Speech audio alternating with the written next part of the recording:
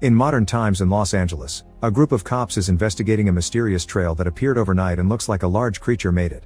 Reporter Ethan arrives to cover the news, but nobody wants to answer his questions, although he gets to see a clue. In the middle of the field there's an object that looks like a huge scale. He takes a picture and takes it to his office because he's sure he's seen this before, and as Ethan glances at a medallion that he always wears, he remembers what happened 15 years ago. When he was a little kid, Ethan went with his dad to an antique store. While his dad tried to sell an old blade to Jack, Ethan looked around and found a mysterious box, which unlocked itself after sensing his presence and revealed a huge scale that glowed brightly. Jack could sense what was going on and pretended to have a heart attack, so while Ethan's father rushed to find help, Jack approached Ethan to share a story. Legends spoke of giant snakes called emojis, and every 500 years, one snake would be turned into a celestial dragon to reward it for its good deeds. For that to happen, an object known as Ya-Yi-Yo was needed, which the evil snake Baraki tried to steal for itself. To stop this from happening, the rulers of heaven hid the Ya-Yi-Yo in Korea, and when the local lord had a daughter named Naren, she was destined to carry the Ya-Yi-Yo on the dragon birthmark on her shoulder. Unfortunately, Baraki also learned this information and was waiting to reappear on Naren's 20th birthday, when Ya-Yi-Yo would finish forming inside her. The heavens also chose 2 warriors to protect the Ya-Yi-Yo, Haram and his master Bachun. Haram learned from his master all about the good emoji and visited it at its cave. Bachun also gave him a medallion sent by heaven that would protect him from any danger. Haram's duty was to make sure that Ya-Yi-Yo would reach a good emoji and not Baraki when the time came, and Naren had to be sacrificed for it. However, Haram still spent a lot of time with Naren and they two became a couple. Eventually Baraki sent his Atrix army to attack the village, which couldn't defend itself against the Atrix's mighty beasts and magical attacks. The soldiers began checking the shoulders of every woman, causing a citizen to tell them about Naren in exchange for being left alone. At Naren's house, the soldiers killed her father to make her come out of hiding and immediately took her away when they saw the mark on her shoulder. Moments later, Bachun and Haram attacked the soldiers to rescue Nareem. While Bachun continued to fight, Haram took Nareem to the emoji cave, and seeing her in pain, he decided to quit his duty as a guardian. After dropping the medallion for Bachun to find later, Haram ran away with Nareem instead of sacrificing her to the good emoji. However, Baraki found them and chased after them. Then the creature cornered them on a cliff, and the couple decided to end things rather than be used for evil. After the story was over, Jack gave Ethan the medallion and explained the boy was the reincarnation of Haram while he was the reincarnation of Bachun. This was their second chance to fulfill their duty, so Ethan had to find a girl named Sarah, who was the reincarnation of Naren and also was born with the dragon mark. Once he's remembered the whole story, Ethan asks his friend Bruce to help him find Sarah with his computer skills. However, Bruce explains it'll take him a while because there are hundreds of girls named Sarah with shoulder tattoos. Meanwhile, the FBI gets the lab results from the scale and now knows there's a strange giant creature loose in the city. At the local gym, Sarah is watching the news on the TV with her best friend Brandy. When the camera shows the scale that was found on the mysterious trails, Sarah is overwhelmed with a feeling of dread and runs home to find an old book of talismans, which she proceeds to hang on the wall to protect herself. Later, Brandy comes to check on her and doesn't believe her when Sarah says something horrible is about to happen, but she does convince her to go out so she can forget about her paranoia. At the bar, Sarah tries to distract herself, but she can't get rid of her fear and decides to leave. On the street, a group of men tries to harass Sarah, only for a weird hobo to suddenly show up and beat the guys up before leaving without saying a word. At the local zoo, caretaker Belafonte hears some weird noises, and when he goes to check, he discovers an elephant has been killed by Baraki. Belafonte runs away in fear and soon Baraki leaves as well, so by the time an Atrix general comes looking for clues, he finds nothing.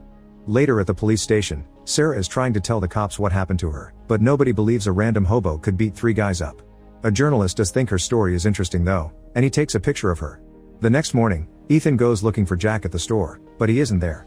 The Atrix general finds him and wonders why Ethan isn't looking for the Ya-Yi-Yo, but at that moment, Ethan wakes up at his office. His coworker shows up with the story from the police station, and as soon as Ethan sees the picture, he can sense this is the right Sarah. Ethan decides to stay late in the office to look for her address. Meanwhile, Belafonte is trying to tell the cops about the snake, but they don't believe him either. Sarah is trying to leave the station in her car, but as soon as she touches it, scales appear on its surface.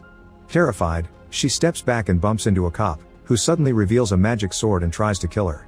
At that moment, Sarah wakes up in her bed and begins feeling unbearable pain, so she calls 911 and they take her to a hospital. Moments later, Brandy tries to visit her friend, but the hospital receptionist won't let her because she isn't family. Brandy and her boyfriend decide to go to Sarah's home and at least get some clothes to bring during visitation hours. Suddenly the whole house begins shaking, and when they go outside to check, they find Baraki roaring at them. The couple tries to run away, but they find their way blocked by the general. This gives Baraki the chance to bite Brandy, but it throws her body in the pool when it realizes this isn't Sarah. The next morning when Sarah tries to leave her hospital room, only to discover the door is locked and there's a guard outside. When she begins screaming, security and nurses have to come to calm her down by force. Meanwhile, Ethan finally finds Sarah's profile, but he's suddenly interrupted by a phone call telling him to cover a murder. When Ethan realizes the address is the same as Sarah's, he rushes there and is relieved to see the dead girl isn't Sarah. Then he overhears a neighbor saying she saw a giant snake and that the house owner is at the hospital, so Ethan goes there next. The hospital receptionist tells Ethan that Sarah has been quarantined because the mark on her shoulder may be infectious, which sounds very suspicious. Meanwhile, Belaford is sent to see a psychiatrist, who decides he's crazy. At that moment, Baraki appears at the window and Belaford tries to prove his story, but the snake leaves before the doctor can see it, and Baraki is sent to the mental ward. Back to Ethan, he wonders what to do when he suddenly bumps into a doctor who recognizes him from his stories, saying he's a big fan. The doctor agrees to help him see Sarah and takes him to her room, where he finds her in a shy and scared state because nobody believes her when she says something dangerous is coming. Ethan explains it's already happening, but before he can say more, Baraki begins attacking the hospital. The doctor comes to warn the couple and sends them out through a back exit. Right after they're gone, the doctor reveals to be Jack using an illusion again, implying he had also been the hobo. Ethan and Sarah find Bruce waiting in his car and immediately take off. Baraki tries chasing after them, but the car is faster and leaves it behind. A few miles later, Bruce accidentally hits someone with the car, and Ethan recognizes him as the Atrix general from his dream. The general wants to capture Sarah, so Bruce tries shooting him and Ethan hits him with a piece of wood, but neither can hurt him. Next, Bruce steals the general's sword, but the sword sheath itself because Bruce isn't its master, and the general hits Bruce with a shock of magic. Then he tries to go after Sarah again, only to be suddenly hit by a random car. Ethan quickly drags Sarah into the new car and asks the driver to take them away. Afterward, Baraki decides to summon the rest of his Atrix army as backup. Meanwhile, the FBI starts a meeting to discuss what's going on. Some higher-ups don't want to believe it, but there's enough evidence to indicate there's a mythical monster on the loose, and all the clues lead back to Sarah. Therefore, the agents get an order to capture the girl and terminate her if necessary. They also send a group of soldiers to go after the snake, finding it hiding in a cave. The soldiers open fire, but the bullets do nothing and Baraki chases them out of the cave, where the soldiers are quickly defeated by the general's magic. Moments later, the driver leaves Ethan and Sarah by the beach, asking them to leave town. After they're gone, the driver reveals she was also Jack. Ethan and Sarah go for a walk to discuss the visions they've had and they share a kiss while Ethan thinks about the fact Sarah may have to die for the yo. Next, they go to visit a psychology professor who specializes in extracting repressed memories. The professor hypnotizes Sarah and she begins seeing memories of the day her father died, but then she keeps going back and sees Naren and Haram's story. Suddenly Sarah starts glowing and floating, meaning the yo has finally finished forming. This awakening has been sensed by Baraki, who shows up to start destroying the house. Ethan and Sarah escape in a car, and Ethan calls Bruce to ask for a favor. Moments later, the couple meets Bruce at a cafe, and Bruce confirms he's pulled some strings to get a helicopter for them. He also gives Ethan a gun even if Ethan hates weapons. Afterward, Jack shows up and reminds Ethan he can't change Sarah's fate, so the right thing is to take her to the Emogi cave. Ethan ignores him and drags Sarah out of the building right before Baraki arrives to attack again. Bruce picks the couple in his car, only for Baraki to throw another car at them to make them crash. Ethan and Sarah try to run again and find themselves cornered by Baraki, but at that moment the police open fire on the snake and give the couple the chance to escape. As Baraki chases after them through the city and causes lots of destruction, Ethan and Sarah climb to the top of the Liberty building, where the helicopter is waiting for them. The moment it tries to take off, Baraki grabs it with its mouth, so Ethan makes Sarah jump with him back to the roof before the snake crashes the helicopter on the ground. The sky begins darkening as Baraki gets ready to devour Sarah, but the army helicopters arrive and begin shooting at it. Baraki fights the helicopters, making many of them crash but eventually becoming overpowered by their attack.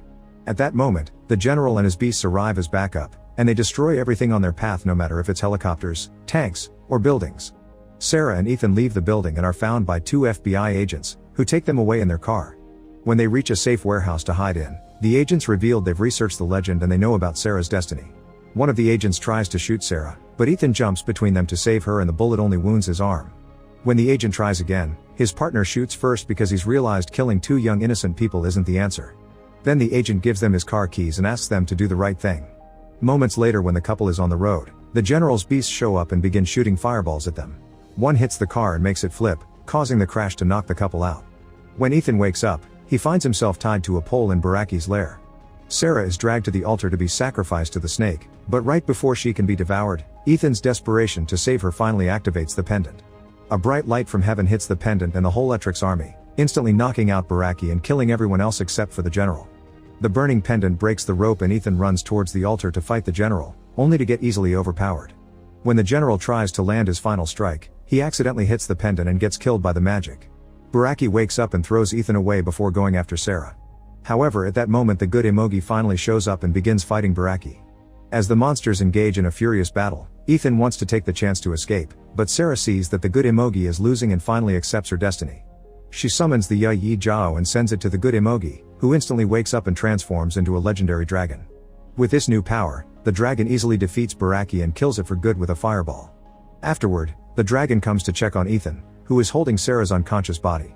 The dragon expels the Yi Jiao for a few seconds to transform Sarah's body into her pure essence, and she gets to appear before Ethan to tell him she loves him and that they'll see each other again someday. Then Sarah becomes part of the Yi Jiao and the dragon picks it up to go to heaven with Sarah's tears in its own eyes. Ethan watches them with sadness, and when he turns around he sees Jack's spirit disappearing too as he congratulates him for doing the right thing. Make sure to subscribe and turn on notifications so you can watch more videos like this. Thanks for watching.